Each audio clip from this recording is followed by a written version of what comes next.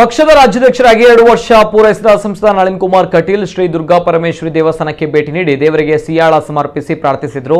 ಅರ್ಚಕಾನಂತ ಪದ್ಮನಾಭ ಶರಣ ದೇವರ ಶೇಷವಸ್ತ್ರ ನೀಡಿ ಗೌರವಿಸಿದರು.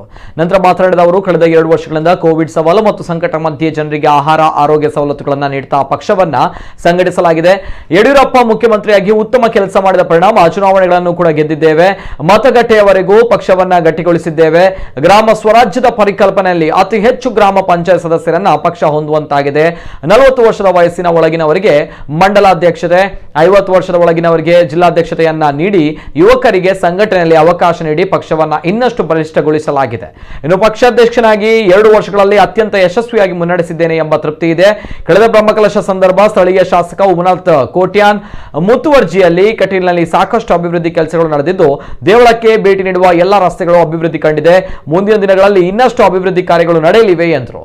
ಈ ಸಂದರ್ಭ ಶ್ರೀ ಹರಿನಾರಾಯಣ ದಾಸ್ ಅಸ್ರಣ್ಣ, ಕಮಲಾದೇವಿ ಪ್ರಸಾದ್ ಅಸ್ರಣ್ಣ, ಶಾಸಕ ಉಮನಾಥ್ ಕೋಟ್ಯಾನ್, ಬಿಜೆಪಿ ಜಿಲ್ಲಾಧ್ಯಕ್ಷ ಸುದರ್ಶನ್ ಮೂಡಬಿದ್ರೆ, ಕಿಯೋನಿಕ್ಸ್ ಅಧ್ಯಕ್ಷ ಹರಿಕೃಷ್ಣ ಬಂಟ್ವಾಳ, ಕಸ್ತೂರಿ ಪಂಜಾ, ಈಶ್ವರ್ ಕಟೀಲ್, ಆದರ್ಶ ಶೆಟ್ಟಿ, ಅಭಿಲಾಷ್ ಶೆಟ್ಟಿ ಮತ್ತಿತರರು ಉಪಸ್ಥಿತರಿದ್ದರು.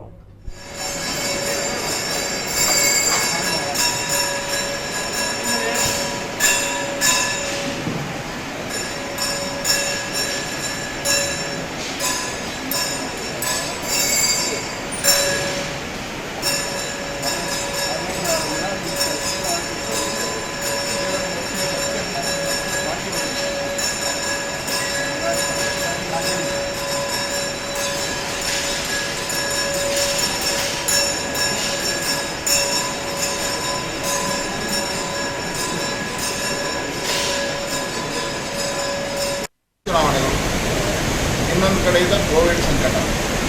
ಈ ಮಧ್ಯೆ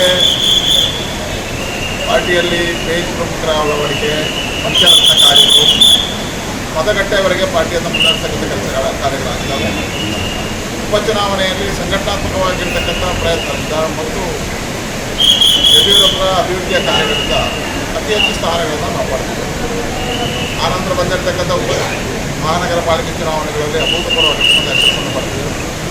ಗ್ರಾಮ ಸ್ವರಾಜ್ಯದ ಪರಿಕಲ್ಪನೆ ಅಡಿಯಲ್ಲಿ ಗ್ರಾಮ ಪಂಚಾಯತ್ ಸಾಮಾನ್ಯ ಕಾರ್ಯಕರ್ತರು ನಾಯಕನಾಗಬೇಕು ಅನ್ನುವಂಥ ಹಿನ್ನೆಲೆಯಲ್ಲಿ ಅತಿ ಹೆಚ್ಚು ಗ್ರಾಮ ಪಂಚಾಯತ್ ಸದಸ್ಯರನ್ನು ನಮ್ಮ ಪಾರ್ಟಿ ಪಡೆದಿದೆ. ಜನಸಾವಕ ಯಾತ್ರೆಯ ಮುಖಾಂತರ ಅವರಿಗೆಲ್ಲ ವಿಶ್ವಾಸ ತುಂಬುವಂಥ ಕೆಲಸ ಕಾರ್ಯಗಳು ಆಗಿದ್ದಾವೆ. ಇವತ್ತು ಪಾರ್ಟಿ ವಿಶಿಷ್ಟವಾಗಿರ್ತಕ್ಕಂಥ ಜವಾಬ್ದಾರಿಯಲ್ಲಿ 50 ವರ್ಷದ ಒಳಗೆ ಜಿಲ್ಲಾಧ್ಯಕ್ಷರು, 40 ವರ್ಷದ ಮಂಡಲಾಧ್ಯಕ್ಷರು ಅನ್ನತಕ್ಕಂಥ ಕಲ್ಪನೆ ಅಡಿಯಲ್ಲಿ 100ಕ್ಕೆ 100% ಅದನ್ನು ಪೂರೈಸಿದೆ. ಯುವಕರ ತಂಡ ಇಡೀ ರಾಜ್ಯದಲ್ಲಿ ಜವಾಬ್ದಾರಿಯನ್ನು ಹೊಂದಿದೆ. ಮತ್ತು ಕೋವಿಡ್ ಬಂದಿರತಕ್ಕಂಥ ಸಂದರ್ಭದಲ್ಲಿ ನಮ್ಮ ರಾಷ್ಟ್ರೀಯ ಅಧ್ಯಕ್ಷ ಸೂಚನೆಯಂತೆ ಸೇವಾಹಿ ಸಂಘಟನೆಯಲ್ಲಿ ಭಾಳ ಅಭೂತಪೂರ್ವವಾಗಿರ್ತಕ್ಕಂಥ ಯಶಸ್ಸನ್ನು ನಮ್ಮ ಪಾರ್ಟಿ ಕಂಡಿದೆ. 1.5 ಕೋಟಿ ಜನರಿಗೆ ಕಳೆದ 1ನೇ ಅವಧಿಯಲ್ಲಿ ಆಹಾರ ಪೊಟ್ಟಣಗಳನ್ನು ಮನೆಗೆ ತಲುಪಿಸ್ತಕ್ಕಂಥ ಕೆಲಸ ಕಾರ್ಯಗಳು, ಸುಮಾರು 2 ಲಕ್ಷ ಕುಟುಂಬಗಳಿಗೆ ಔಷಧಿಗಳನ್ನು ಕೊಡ್ತಕ್ಕಂಥ ಪ್ರಯತ್ನ ನಮ್ಮ ಪಾರ್ಟಿಯಿಂದ ಆಗಿದೆ. ಈ ವರ್ಷ 2ನೇ ಅಲೆ ಬಂದಾಗ ಆಸ್ಪತ್ರೆಗಳು, ಬೆಡ್, ಕ್ವಾರಂಟೈನ್ ಪ್ಲೇಸ್ಗಳು ಮತ್ತು ಲಸಿಕೆಗಳನ್ನು ಕೊಡ್ತಕ್ಕಂಥ ಪ್ರಯತ್ನಗಳು ಆಗಿದೆ. ಲಸಿಕೆ ಜಾಗೃತಿ ಕಾರ್ಯಕ್ರಮ ನಮ್ಮ ಪಾರ್ಟಿಯಿಂದ ಆಗಿದೆ. ಪ್ರಧಾನಮಂತ್ರಿಗಳು ಕೊಟ್ಟಿರ್ತಕ್ಕಂಥ ಆಹಾರ ಅನ್ನಭಾಗ್ಯ ಏನಿದೆ ಯೋಜನೆ ಇದೆ, ಆ ಯೋಜನೆಗಳನ್ನು ಮನೆಗಳಿಗೆ ತಲುಪಿಸುವಂಥ ಕಾರ್ಯಕ್ರಮ ಪರಿಶ್ರಮ ಮಾಡ್ತಾ ಇದ್ದಾರೆ.